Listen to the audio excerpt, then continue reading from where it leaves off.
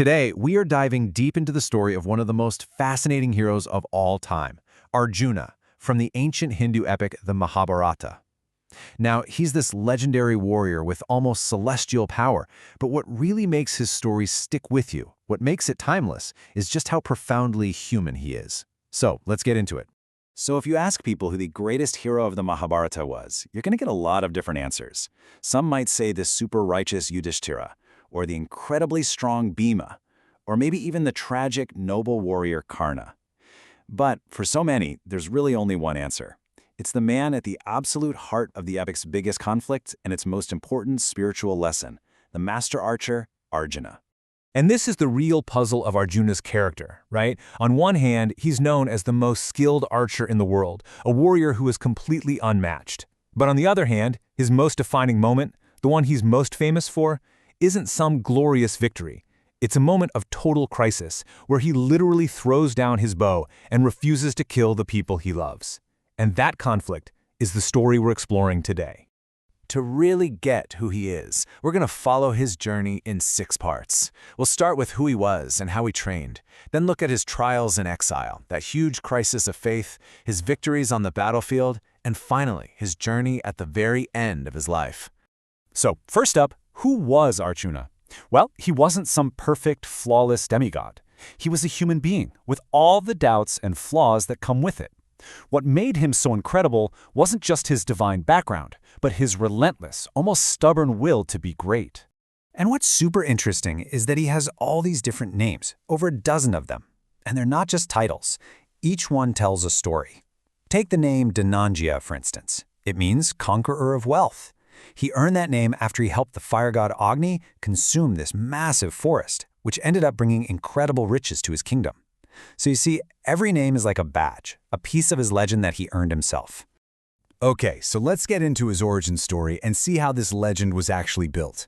Arjuna's path to becoming a master archer really starts with his divine birth, but it's cemented by a level of dedication to his training that was, frankly, superhuman.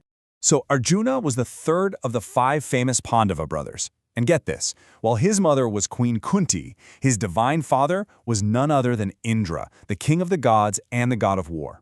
His birth was basically an answer to a prayer for a son who would be famous across all 3 worlds.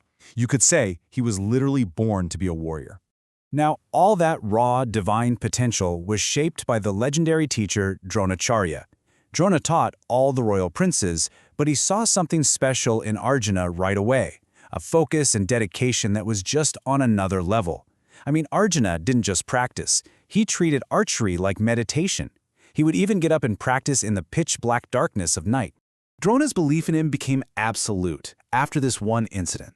During training by a river, a crocodile attacks Drona, and Arjuna, reacting in a split second, saves his master's life.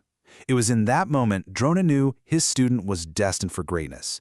He gave him the secrets to powerful celestial weapons and made this incredible promise to him. And this one just perfectly sums up Arjuna's defining quality, that laser-like focus. Drona sets up a test with a fake bird and a tree and asks each student what they see. One says, "I see the tree, the branch, and the bird." Another sees the leaves. Drona tells them all to stand down. But then he asks Arjuna, and Arjuna's reply is just so precise it's chilling. "I see only the bird's head." That's it.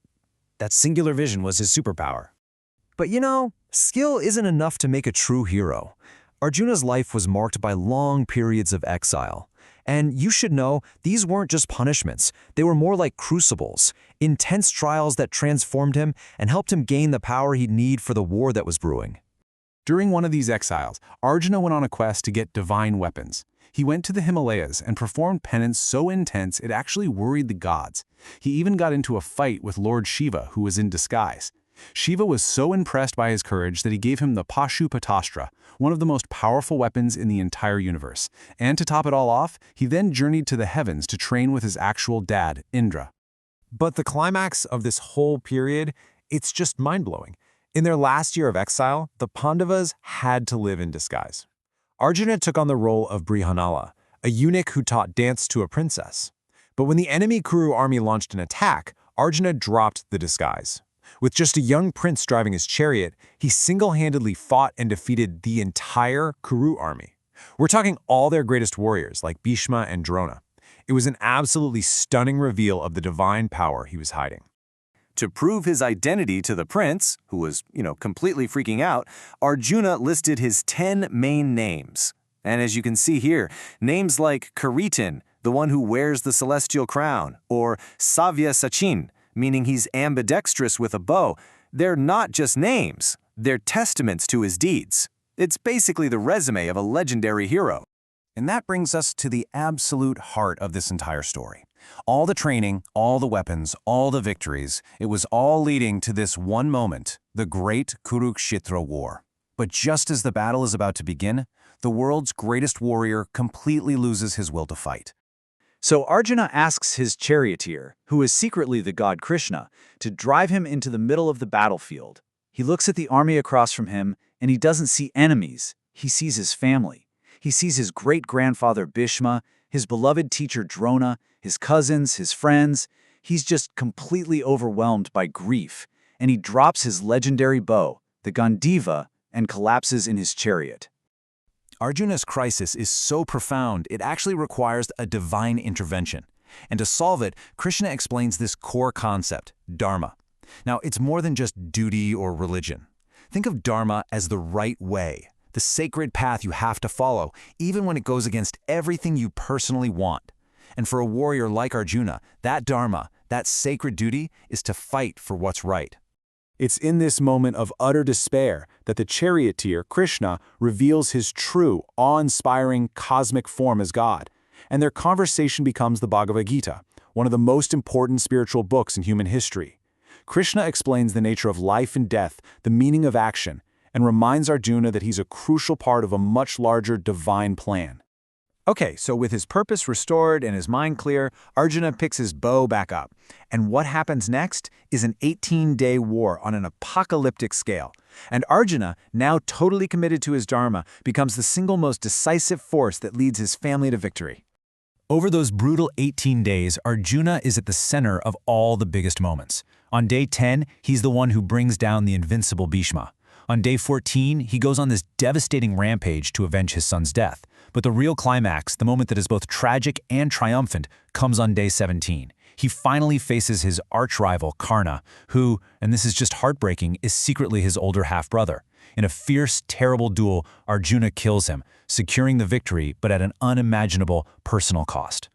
So, after the war is won and they've ruled for many years, Arjuna's story enters its final, beautiful chapter. Having done everything he was meant to do on Earth, he sets out on one last journey, a journey of total letting go. With their life's work complete, the Pandava brothers and their wife Draupadi make Arjuna's grandson the new king. They give it all up, their kingdom, their wealth, everything they own, and they just start walking. They begin a final pilgrimage into the Himalayas, heading toward heaven. One by one, they fall, their human journey ending, until only the eldest brother remains to enter paradise. But Arjuna's legacy?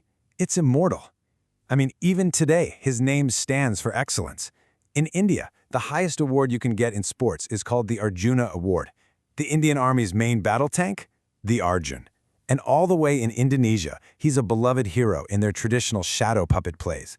He's become this timeless symbol of incredible skill, devotion, and that really difficult struggle to just do the right thing. Which really brings us back to that first question. Here was a warrior who had to be convinced to fight, a hero who doubted his own purpose. He was blessed by the gods for sure, but he was defined by his very human struggles. So, was he the perfect, flawless hero? Or was he something more real, something more important? The perfect example of our own difficult, sometimes reluctant struggle to do our duty and just be good in a very complicated world.